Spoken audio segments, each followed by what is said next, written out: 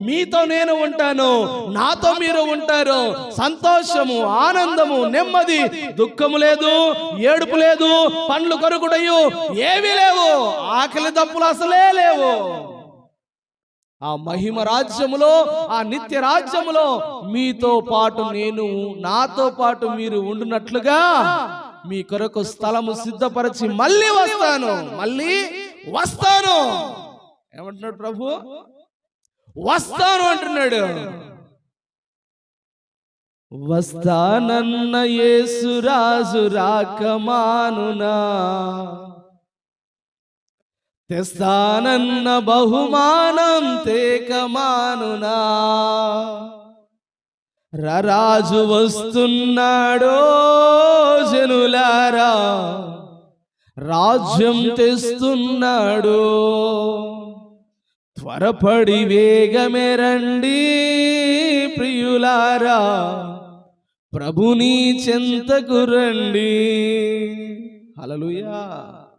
వస్తాను అని చెప్పినటువంటి వాడు ఈ లోకములో, పుడతాను అని చెప్పినటువంటి వాడు పుట్టాడు, చనిపోతాను చెప్పిన వాడు చనిపోతాడు, మరణాన్ని గెలిచి మూడవ దినాన్ని తిరిగి లేస్తాను అన్నటువంటి వాడు తిరిగి లేచాడు. మళ్ళీ వెళ్తున్నాను చెప్పినటువంటి దేవుడు వెళ్ళిపోయాడు. వస్తానని చెప్పి సెలవిచ్చినటువంటి దేవుడు తప్పకుండా వస్తాడు. రావడానికి సిద్ధముగా ఉన్నటువంటి దేవుడు ఆయన రాకకు ముందుగా ఏమేమి జరుగుతాయన్నాడు?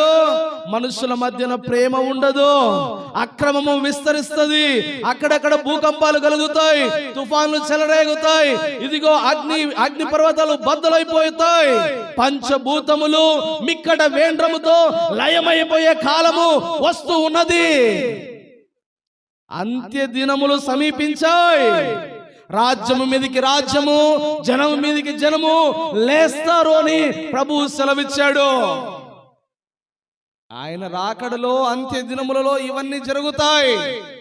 జరుగుతున్నాయా లేదా? ఇప్పుడు అంత్య దినములలో చివరి గడియలో మనము ఉన్నాం. ఈ సత్యాన్ని మనము తెలుసుకోవాలి.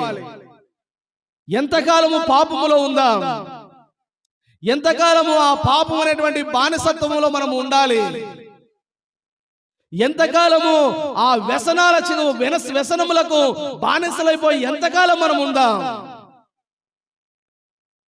అది నీ వల్ల కాకపోతే దేవుడు నీ జీవితాన్ని మార్చగలడు. నీ హృదయములో ఆయనకు స్థానమిస్తే నీ వ్యసనము ఏమిటి, నీ పరిస్థితి ఏమిటి, నీ జీవితాన్నే మార్చి నీకు ఒక నిత్య జీవాన్ని ఇచ్చేటువంటి ఆ ప్రభువు అంటున్నాడు, నేను వెళ్ళి మీకోసం స్థలము